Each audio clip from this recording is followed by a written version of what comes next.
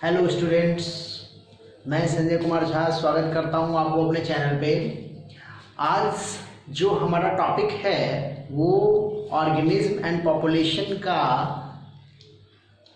Population interaction. हम लोगों ने इसके पहले सारे टॉपिक को क्लियर कर लिया है, तो आज मैं आपके सामने हूँ पॉपुलेशन इंटरैक्शन से रिलेटेड कुछ इन्फॉर्मेशंस को लेकर के। तो अगर आप अभी तक इस चैनल पे नए हो तो आप इस चैनल को सब्सक्राइब कर लो, बेल आइकन जरूर दबा देना। इससे क्या होगा कि हमारा वीडियो का नोटिफिकेशन आपको मिलता रहेगा। और हम लोग इस टॉपिक ये जो चैनल है इसमें स्पेशली मैं डील कर रहा हूँ क्लास 12 से रिलेटेड बायो के टॉपिक को। तो हम लोग बात करने जा रहे हैं पॉपुलेशन इंटरैक्शन का। देखो, पॉपुलेशन जब किसी पर्टिकुलर इन्वायरमेंट में रहता है, डिफरेंट टाइप के पॉपुलेशन जो कम्युनिटी का फॉर्मेशन करता है, तो पॉपुलेशंस के बीच में इंटरैक्शन भी होता है। ये इंटरैक्शन पॉजिटिव हो सकता है, मतलब दोनों टाइप के स्पेसीज बेनिफिशियल हो सकते हैं एक दूसरे से। इवन ये इंटरैक्शन निगेटिव भी हो सकता है, मतलब एक ऑर्गेनिज्म जो है वो इससे बेनिफिटेड नहीं है तो दूसरे ऑर्गेनिज्म को इससे कोई फर्क नहीं, मतलब दूसरे ऑर्गेनिज्म भी बेनिफिट नहीं हो सकता। मतलब पॉजिटिव इंटरैक्शन हो सकता है, पॉजिटिव और निगेटिव इंटरैक्शन हो सकता है, मतलब एक को बेनिफिट हो दूसरे को नहीं हो। या फिर पॉजिटिव और न्यूट्रल इंटरैक्शन हो सकता है, मतलब एक को बेनिफिट हो तो दूसरे को कोई फर्क नहीं पड़ता है। जबकि निगेटिव और निगेटिव भी हो सकता है, दोनों को इससे क्या हो, प्रॉब्लम हो, हानि हो इससे। या फिर निगेटिव और न्यूट्रल हो सकता है, मतलब एक को हानि है तो दूसरे को इससे कोई फर्क नहीं पड़ता है। ओके, तो ऐसे कंडीशन को हम लोग बोलते हैं, इस टाइप के इंटरैक्शन को हम लोग बोलते हैं पॉपुलेशन इंटरैक्शन। और उसी से रिलेटेड हम लोग जो टर्म मैंने लिखा ना, कॉमेंसलिज्म पढ़ेंगे, म्यूचुअलिज्म पढ़ेंगे, कंपटीशन पढ़ेंगे, प्रेडेशन पढ़ेंगे, पैरासिटिज्म पढ़ेंगे, एमेंसलिज्म पढ़ेंगे। ये सारा जो टर्म्स आप देख रहे हो वो इस पॉपुलेशन इंटरैक्शन से ही रिलेटेड है। तो चलिए, सबसे पहले हम लोग बात कर रहे हैं कॉमेंसलिज्म का। देखो, कॉमेंसलिज्म जो होता है वो एक्चुअली में पॉजिटिव और न्यूट्रल इंटरैक्शन का बहुत ही अच्छा एग्जाम्पल है। मैं बात कर रहा हूँ कॉमेंसलिज्म का। तो कॉमेंसलिज्म क्या है? ये पॉजिटिव और न्यूट्रल इंटरैक्शन। देखो, न्यूट्रल को मैं जीरो के जैसा लिख रहा हूँ, है ना। तो पॉजिटिव और न्यूट्रल इंटरैक्शन मतलब एक स्पेसीज को बेनिफिट होगा, दूसरे को इससे कोई फर्क नहीं पड़ेगा। Neither benefited no any loss. जैसे एग्जाम्पल को हम लोग देखते हैं। मेन रूप से देखिए, इस टॉपिक में एग्जाम्पल बहुत ज़्यादा इंपॉर्टेंट है आपके लिए। जैसे मान लो इपीफाइट्स को देखते हैं। इपीफाइट्स के रूप में जैसे क्या आता है, तो ऑर्किड्स क्या होता है, तो लार्जर प्लांट पे जैसे मैंगो पे, जैसे मैंगो के ब्रांचेस के ऊपर ऑर्किड्स का फॉर्मेशन होना, ऑर्किड्स का जर्मिनेट करना। ऑर्किड्स के सीड्स जो होते हैं वो मैंगो के ब्रांचेस पे जर्मिनेट कर जाते हैं। इसका मतलब ये नहीं है कि ऑर्किड जो है वो मैंगो से कोई सैप ले रहा है। हम लोग सिंपल वे में कहें तो ये एक टाइप का पैरासिटिज्म है, बट स्पेस पैरासिटिज्म टाइप का है।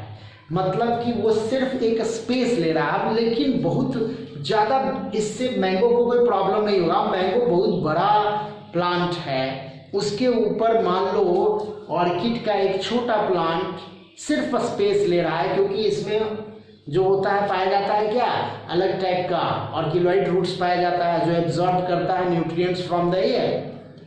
तो इसको बेनिफिट हो रहा है, लेकिन इससे इसको कोई फर्क नहीं पड़ेगा, कोई लॉस इसको नहीं होने जा रहा है। ओके, उसी तरह से मान लो मैं और एग्जांपल ले सकता हूं। जैसे मान लो मैं ले सकता हूं ग्रेजिंग कैटल के बारे में।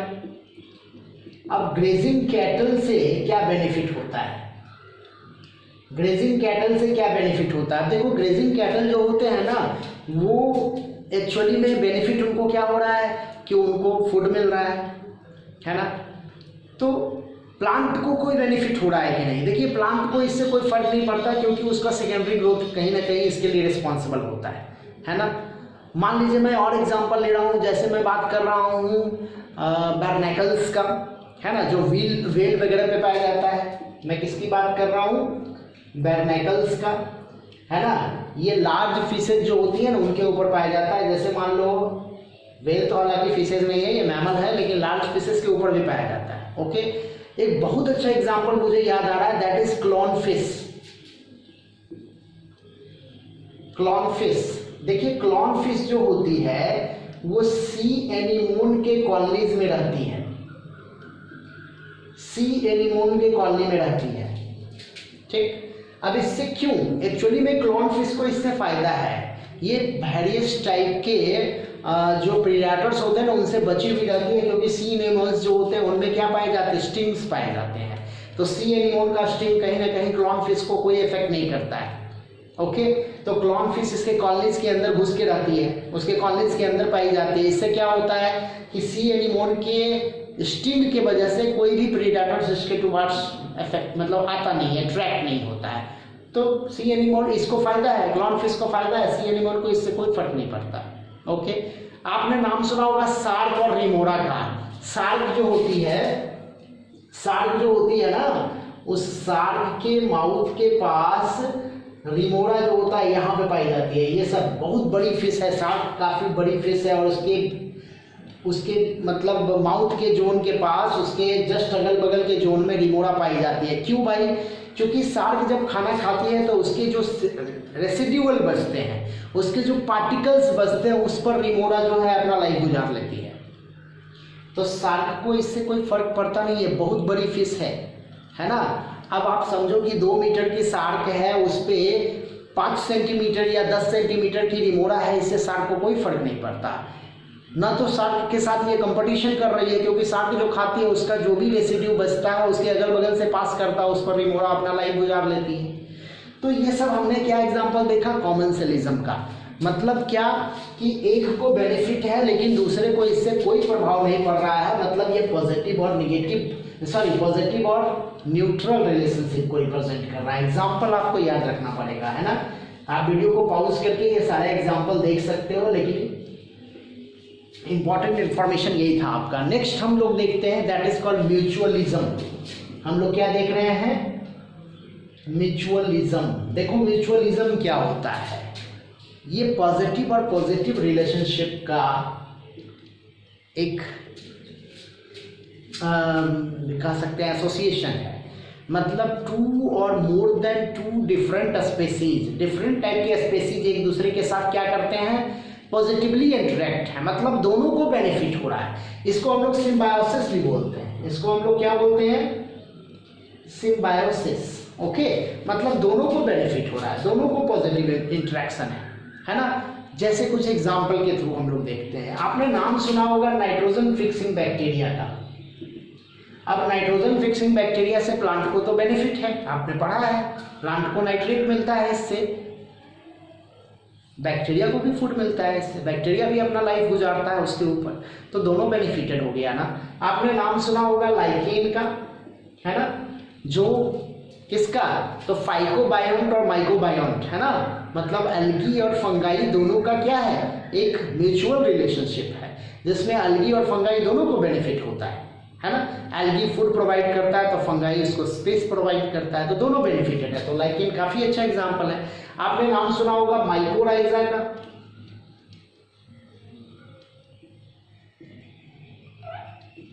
आपने नाम सुना होगा माइकोराइजा का, है ना। माइकोराइजा में क्या होता है, फंगल एसोसिएशन होता है जिम्नोस्पर्मिक प्लांट के रूट से, है ना। तो फंगल एसोसिएशन जो जिम्नोस्पर्मिक प्लांट के रूट से होता है, तो इसमें क्या होता है भाई कि बेनिफिट होता है ना। माइकोराइजा का स्पेलिंग मुझे कुछ रॉन्ग लग रहा है, माइकोराइजा, अब ये सही है ना। तो माइको डबल आर होगा, है ना, माइकोराइजा, ओके। तो माइकोराइजा जो है उसका क्या होता है भाई, माइकोराइजा, जरा सा मेरे भाई, माइकोराइजा, अब ये सही स्पेलिंग है ना। हाँ, तो मैं बता रहा था कि माइकोराइजा में क्या होता है कि फंगल एसोसिएशन होता है जिम्नोस्पर्मिक प्लांट से, है ना। जिम्नोस्पर्मिक प्लांट के रूट से फंगल एसोसिएशन होता है, जो दोनों को बेनिफिट करता है। कहीं ना कहीं उसको शेल्टर मिल रहा है, तो इसको क्या मिल रहा है, फूड मिल रहा है, न्यूट्रिएंट्स मिल रहा है ना, ओके। आपने वुड टर्माइट्स का नाम सुना होगा, आपने किसका नाम सुना होगा, वुड टर्माइट्स का। देखो वुड टर्माइट्स के इंटेस्टिनल जोन में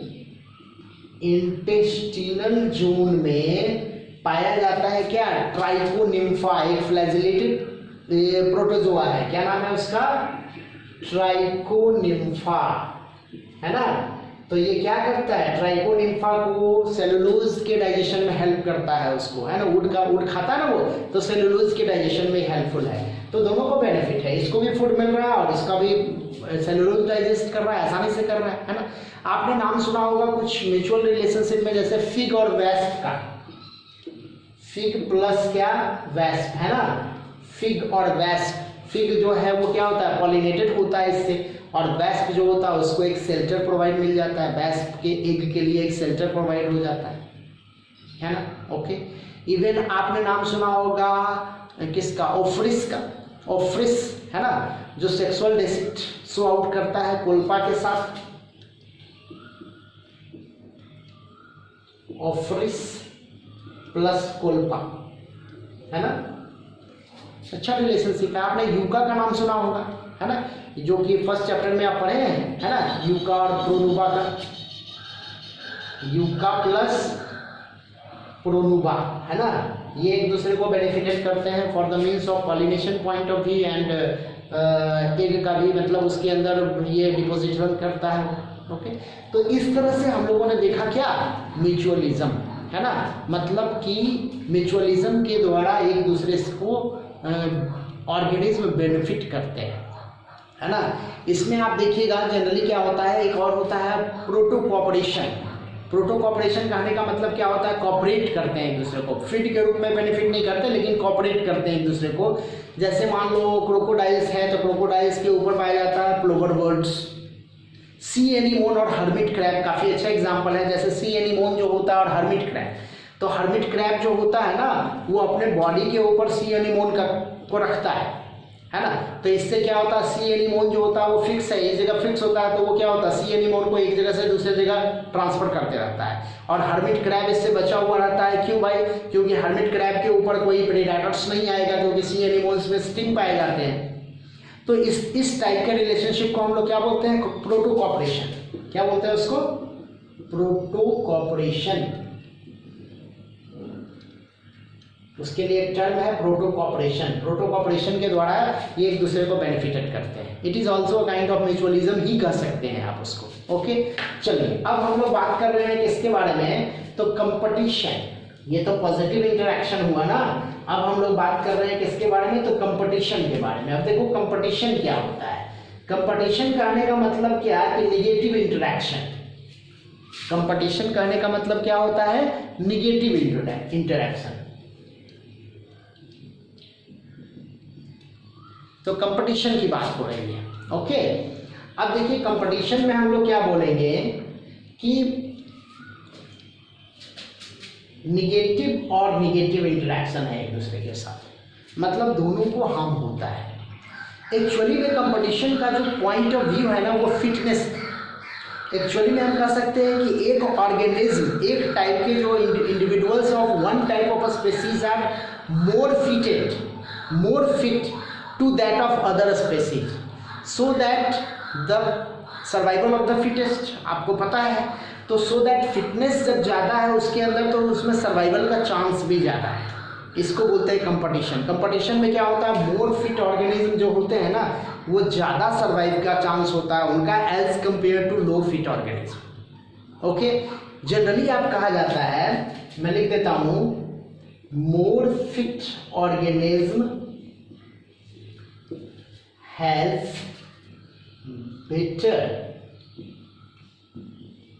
better chance of सर्वाइवल, है ना, सर्वाइवल का चांस उनमें ज़्यादा होता है, पहली बात।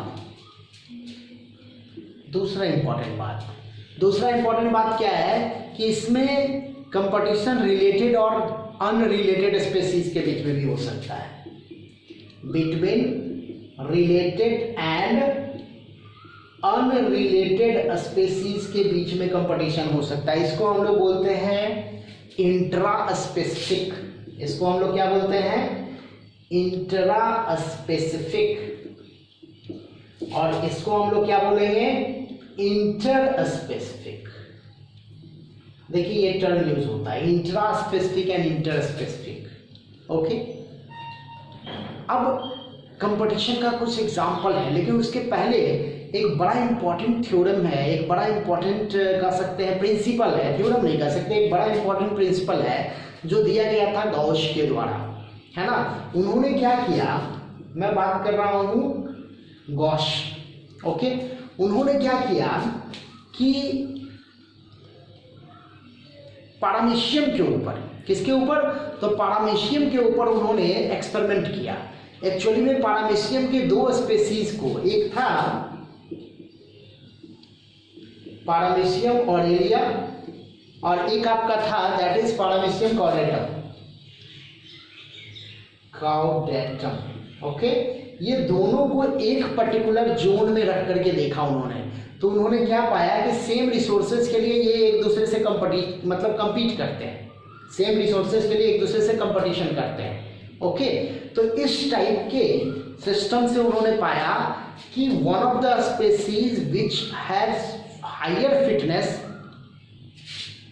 Responsible for exclusion of the other species, है ना, ये दूसरे स्पेसीज जो है ना उसको हटा देता है, वहां से इलिमिनेट कर देता है, इंफीरियर स्पेसीज को इलिमिनेट कर देता है, कुछ ऐसा बताया गया है इसमें। ओके, तो देखिए मैं इस प्रिंसिपल को लिख देता हूं मैं यहां पे,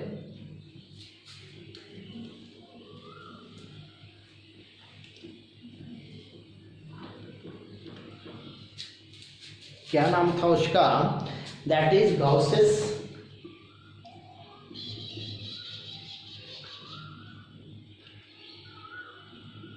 exclusion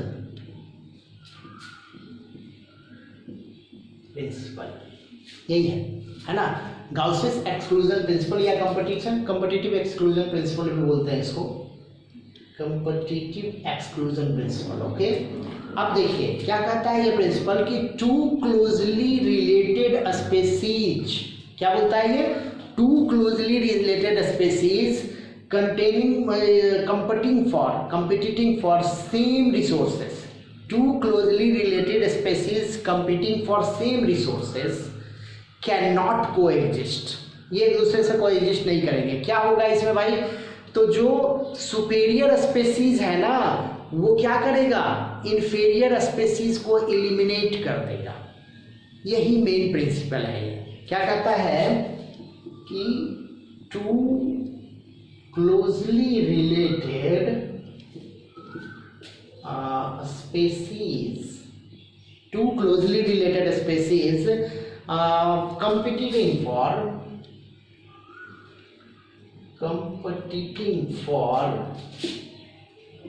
same resources,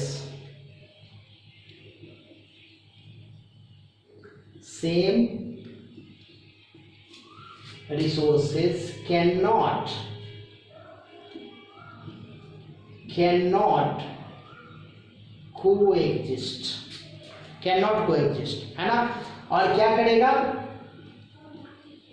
responsible for elimination of inferior species,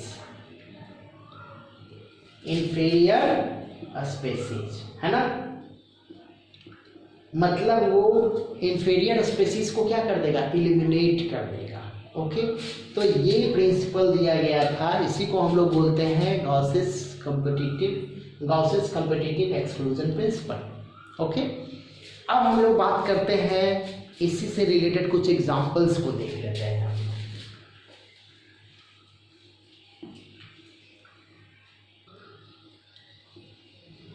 तो देखिए गॉस कॉम्पिटिटिव एक्सक्लूजन प्रिंसिपल का क्या एग्जांपल हो सकता है, जैसे मान लो एक एग्जांपल दिया हुआ है गोट के बारे में, है ना, गोट गैलोपैगस आइलैंड में इंट्रोड्यूस किया गया था गोट। ओके, कहाँ इंट्रोड्यूस किया गया, इंट्रोड्यूस इन गैलोपैगस आइलैंड। ओके, इस आइलैंड में पहले से क्या मौजूद था, दैट इज एबिंगडन टॉर्टोइस। क्या था, एबिंगडन टॉर्टवाइज। अब देखो एबिंगटन टॉर्टवाइज जो था ना वो एक्चुअली में उसका फीडिंग का रेट बड़ा स्लो है, बहुत धीरे धीरे फूड को खाता है, जबकि गोट का फीडिंग का रेट क्या था, बहुत हाई था। हुआ क्या, एबिंगटन टॉर्टवाइज जो था ना इसका स्पेसीज जो था वो खतरे में आ गया due to introduction of this one. It is a kind of competition, ये एक टाइप का क्या था, कंपटीशन है। उसी तरह देखिएगा कोस्टल रीजन में, अमेरिकन कोस्टल रीजन में आप देखोगे तो बैलेनस है ना, क्या होता है भाई, तो कैथैलमस, मैं बात कर रहा हूँ बैलेनस और कैथैलमस, ठीक ना, ये दोनों के बीच में कंपटीशन चलता रहता है, जिसकी वजह से क्या होता है, दोनों का लॉस होता है। ओके, तो इस तरह से हम लोग इसको समझते हैं। तो बच्चों अब हम लोग देखने जा रहे हैं क्या, दैट इज प्रीडेशन। इसके बाद हमारा जो टॉपिक होगा हमने बता दिया, कॉमेंसरिज्म, म्यूचुअलिज्म, कंपटीशन। इसके बाद हम लोग बात कर रहे हैं प्रीडेशन के बारे में। अब देखिए प्रीडेशन क्या होता है। प्रीडेशन, देखो प्रीडेशन को अगर हम लोग जनरल सेंस में कहें तो ये एक टाइप का निगेटिव और पॉजिटिव इम्पैक्ट है ना, तो हम लोग कहेंगे पॉजिटिव और निगेटिव इम्पैक्ट है। मतलब एक स्पेसीज को बेनिफिट हो रहा है तो दूसरे को क्या हो रहा है, हार्म हो रहा है। ओके, कैसे भाई, प्रीडेशन में हम लोग क्या बोलते हैं, एक्चुअली में किलिंग ऑफ प्रे, प्रीडेटर्स और प्रे। देखिए दो है, एक है प्रीडेटर्स और एक है प्रे। प्रीडेटर्स वो हुआ जो प्रे को किल करता है for the means of feeding purpose, खाने के लिए। ओके, तो इसमें होता क्या है, देखो जनरल सेंस में आप कहोगे तो अगर हम लोग इकोसिस्टम के फूड चेन को देखते हैं तो क्या होता है, प्राइमरी कार्निवोरस होता है, सेकेंडरी कार्निवोरस होता है, इस टाइप का होता है ना। तो कहीं ना कहीं ये क्या है, ट्रांसफर ऑफ एनर्जी है। अगर हम लोग इकोलॉजिकल सिस्टम के हिसाब से बात करें तो हम लोग क्या कहेंगे, ये एनर्जी का ट्रांसफर है। इवन हर्बीवोरस जो होते हैं वो हर्ब्स खाते हैं, मतलब वो एक्चुअली में क्या करते हैं, प्रोड्यूसर को खाते हैं। तो प्रोड्यूसर को खा रहे हैं, इसका मतलब क्या हो गया कि कहीं ना कहीं हर्बीवोरस भी क्या है, प्रीडेटर्स है ना। हर्बीवोरस भी प्रीडेटर्स है, क्यों, क्योंकि प्लांट को खा रहे हैं, प्लांट भी तो लिविंग ऑर्गेनिज्म है। ओके, तो एनर्जी का ट्रांसफर है, पहली इंपॉर्टेंट बात हो गई। दूसरा इंपॉर्टेंट बात क्या हो गया कि कहीं ना कहीं ये प्रोड्यूसर और कंज्यूमर का रिलेशनशिप है, कंज्यूमर से कंज्यूमर का रिलेशनशिप है, यहाँ भी प्रीडेशन होता है। ओके, जनरल सेंस में आप देखोगे तो प्रीडेटर्स जो होते हैं ना वो कंट्रोल करते हैं पूरे इकोलॉजिकल फूड चेन को, जो फूड चेन होता है उसको कंट्रोल करते हैं, है ना। तो हम कह सकते हैं कि पॉपुलेशन कंट्रोल में इसका बहुत इंपॉर्टेंट रोल होता है ना। एक्चुअली में प्रीडेटर्स जो होते हैं ना वो अपने नीचे वाले जिसके ऊपर वो डिपेंड है उसके पॉपुलेशन को कंट्रोल करते हैं, है ना। वो अनफिट ऑर्गेनिज्म को क्या कर देते हैं, छांट देते हैं इकोलॉजिकल लेवल से। ओके, एग्जाम्पल अगर हम लोग देखें, जैसे मान लो कि अगर हम लोग बात कर रहे हैं जितने भी कार्निवोरस होते हैं, मैं बात कर रहा हूँ किसका, कार्निवोरस का, है ना। हम लोग बात कर रहे हैं किसका, तो फाइटोफेग का। फाइटोफेग कहने का मतलब क्या हो गया, हर्बीवोरस का, है ना। कार्निवोरस तो आप समझ ही रहे हो, फाइटोफेग का मतलब क्या हो गया, हर्बीवोरस। कहीं ना कहीं वो भी प्रीडेटर्स के जैसा एक्ट करते हैं। ओके, अब इम्पोर्टेंट बात ये है कि प्रीडेटर्स जो होते हैं और प्रे जो होते हैं, उसमें प्रे जो होता है ना वो अपने बॉडी के अंदर कुछ स्पेशल टाइप के एडेप्टेशंस डेवलप कर लेता है जिसकी वजह से वो प्रीडेटर से बच जाए। कुछ ऐसा भी देखा गया है। कैसे, सो देखो, उसका एग्जाम्पल आपके लिए बड़ा इंपॉर्टेंट है। जैसे मान लो मैं एग्जाम्पल दे रहा हूं, क्या भाई, तो मोनार्क बटरफ्लाई, क्या है, मोनार्क बटरफ्लाई। अब देखो मोनार्क बटरफ्लाई का जो लार्वल स्टेज होता है दैट इज कैटरपिलर, ये कैटरपिलर एक्चुअली में क्या करता है, इसके बारे में बड़ा इंपॉर्टेंट बात है। ये कैटरपिलर एक्चुअली में मिल्क वीड के ऊपर अपना लाइफ गुजारता है। अब देखो इसमें क्या है, मिल्क वीड के अंदर पाया जाता है क्या, तो कुछ टॉक्सिक सब्सटेंस पाया जाता है ग्लाइकोसाइड्स के रूप में, consist toxic in the form of glycosides. Okay, glycosides के फॉर्म में इनमें टॉक्सिक पाया जाता है। तो ग्लाइकोसाइड्स के फॉर्म में जो इनमें टॉक्सिक पाया जाता है ना, वो टॉक्सिक को ये जो कैटरपिलर होता है, ये जो कैटरपिलर होता है ना, उस टॉक्सिक को अपने बॉडी सरफेस पे लेके आ जाता है। मतलब अपने बॉडी, मतलब जब वो सी वीड्स को खाता है, सॉरी जब मिल्क वीड को खाता है ना, तो उसके जो ये टॉक्सिक है उसको अपने बॉडी सरफेस पे लेके आ जाता है। इससे क्या फर्क, इससे क्या फायदा होगा भाई, कि जो प्रीडेटर्स हैं, जो वेरियस टाइप के बर्ड्स हैं, इस कैटरपिलर को खा नहीं सकते। इस कैटरपिलर को ये जो वेरियस टाइप के बर्ड्स हैं वो कंज्यूम नहीं कर सकते। ओके, कंज्यूम नहीं कर सकते। ओके, तो ये बहुत बड़ा बेनिफिट है उसको। मतलब कहीं ना कहीं कैटरपिलर ने क्या किया है, अ काइंड ऑफ एडेप्टेशन डेवलप कर लिया है, पहली बात। दूसरा इंपॉर्टेंट बात, इस मिल्क वीड को भी कोई नहीं खाएगा, क्योंकि मिल्क वीड कहीं ना कहीं प्रोटेक्टेड है इसके द्वारा भी, और इसके अंदर जो ग्लाइकोसाइड्स पाया जाता है उसके द्वारा भी। ग्लाइकोसाइड का एक और बड़ा एग्जांपल अच्छा है, दैट इज कैलोट्रोपिस।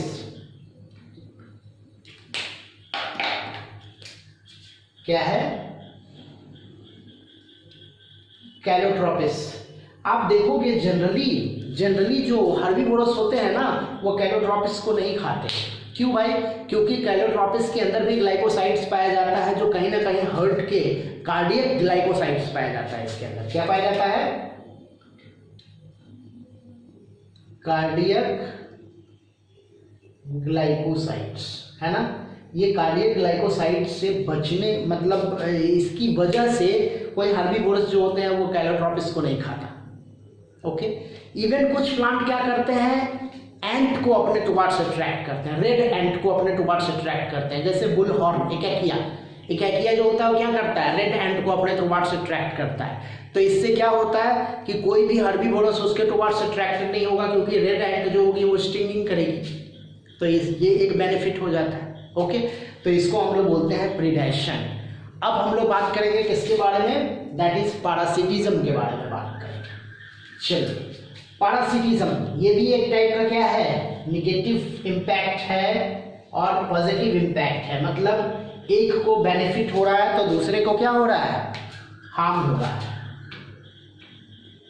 पैरासिटिज्म ये किसका रिलेशन है, तो पैरासाइट और होस्ट का रिलेशन है। देखिए इन्हीं दोनों का रिलेशन है, पैरासाइट और होस्ट का।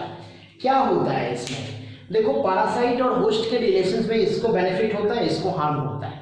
सिंपल है, बहुत टाइप का देखा गया है। जैसे आप देखिएगा तो एक मिलेगा एक्टोपैरासाइट, एक मिलेगा एंडोपैरासाइट, आपको मिलेगा ब्रूड पैरासाइट। ये बहुत इंपॉर्टेंट है आपके लिए, ब्रूड पैरासाइट। ओके, तो देखो एक्टोपैरासाइट, एक्टो मतलब बॉडी के बाहर रहता है, आउटसाइड द बॉडी। जैसे मान लो लाइस हो गया, टिक्स हो गया, इसी कर देता हूं मैं।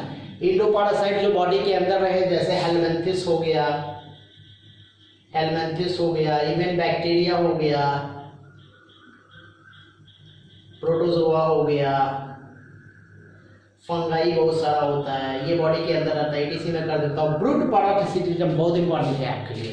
देखिए ब्रूड पैरासिटिज्म का मतलब क्या होता है, जनरल सेंस में हम लोग कहें तो ब्रूड पैरासिटिज्म का मतलब क्या होता है, नेस्ट पैरासिटिज्म। एक्चुअली में ककू है ना, ककू जो होती है वो क्या करती है, वो एग प्रोवाइड कर देती है, एग ले कर देती है क्रो के नेस्ट में। ककू अपना एग ले कर देती है क्रो के नेस्ट में, और वो जितने एग को ले करती है ना, उतना क्रो का नेस्ट जो होता है, क्रो के नेस्ट में उतने, मतलब क्रो के एग को डिस्ट्रॉय कर देती है। मान लो ककू ने 3 एग दिया या 2 एग दिया, वो 3 एग नहीं देती, 1 ही या 2 एग देती है। तो 1 या 2 एग दिया, अब क्रो के नेस्ट में मान लो 5 एग है, तो क्या करेगा ककू क्या करेगी, वो 5 में से 2 को डिस्ट्रॉय कर देगी, है ना। और चूंकि दोनों के साइज में बहुत फर्क नहीं होता है, तो क्रो को इस बात का पता नहीं चलता और वो उसको प्रॉपर केयर करता है, इवन फीडिंग भी करवाता है उसको। जब वो हैच करता है ना तो उसको फीडिंग भी करवाता है। ग्रोथ रेट ककू का जो है वो बहुत ज़्यादा है, तो ग्रोथ रेट ज़्यादा होने की वजह से वो तेज़ी से ग्रो करती है और ग्रो करके क्या होती है, नेस्ट से बाहर निकल जाती है। ओके, तो ये जो है वो क्या है, ब्रूड पैरासिटिज्म। इस टाइप के पैरासिटिज्म को हम लोग क्या बोलते हैं, ब्रूड पैरासिटिज्म। ओके, चलिए अब एक लास्ट टॉपिक हम लोग बात कर रहे हैं, दैट इज एमेंसेलिज्म का। हम लोग क्या बात करेंगे, एमेंसेलिज्म का। देखो एमेंसेलिज्म क्या होता है, एमेंसेलिज्म में क्या होता है, निगेटिव और जीरो इम्पैक्ट। क्या इम्पैक्ट है, निगेटिव और जीरो, मतलब एक को बेनिफिट नहीं हो रहा, मतलब उसको हार्म हो रहा है, दूसरे को इससे कोई फर्क नहीं पड़ता है। जैसे देखिए कुछ एग्जांपल, मान लीजिए कोई ऐसा प्लांट है, कुछ ऐसे प्लांट होते हैं जैसे टोमेटोज हो गया, अल्फाल्फा हो गया, बासिल तुलसी हो गया, तो ये सब प्लांट में कुछ इस टाइप के टॉक्सिक सब्सटेंस रिलीज करते हैं जिसकी वजह से ये दूसरे के प्लांट को अपने जोन में ग्रोथ नहीं करने देता। दैट इज कॉल्ड एमेंसेलिज्म, जिसको बोलते हैं एमेंसेलिज्म। मतलब क्या कि कहीं ना कहीं ये जो प्लांट है ना वो दूसरे प्लांट को ग्रोथ करने में को रोकते हैं, मतलब उसको ग्रोथ नहीं करने देते, उसको इवन जर्मिनेट भी नहीं करने देते। तो इस टाइप का इफेक्ट होता है। इवन आप देखिएगा बहुत सारे जो इनसे ये माइक्रोब्स होते हैं, माइक्रोब्स वो क्या करते हैं, तो वो एंटीबायोटिक्स रिलीज करते हैं, है ना, और वो antibiotics in the term of chemicals होता है जो दूसरे टाइप के माइक्रोब्स को उस पर्टिकुलर जोन में ग्रोथ नहीं करने देते। तो एंटीबायोटिक्स वगैरह भी कुछ इसी टाइप का चीज है। ओके, तो ऐसे कंडीशन को हम लोग क्या बोलते हैं, एमेंसेलिज्म। क्लियर है? तो इस तरह से आप समझ गए होंगे ये वेरियस टाइप के जो इंटरेक्शंस होते हैं ऑर्गेनिज्म के पॉपुलेशंस के बीच में, पॉपुलेशन के अंदर या फिर पॉपुलेशन के इंडिविजुअल्स के बीच में जो वेरियस टाइप के इंटरेक्शन होते हैं उसको हमने डील आउट कर दिया है। ओके, तो ये सारा टॉपिक आपका क्लियर हो गया है। अब इसके बाद आई थिंक ये सारा टॉपिक क्लियर होने के बाद ये टॉपिक शायद आपका फिनिश हो रहा है, ये चैप्टर शायद आपका फिनिश हो रहा है। तो हम लोग इसके बाद फिर बात कर लेंगे अगले चैप्टर का, दैट इज इकोसिस्टम, उसी पर बात करेंगे हम लोग। तो बहुत बहुत धन्यवाद आप लोगों का इस चैनल पे बने रहने के लिए। Thank you again.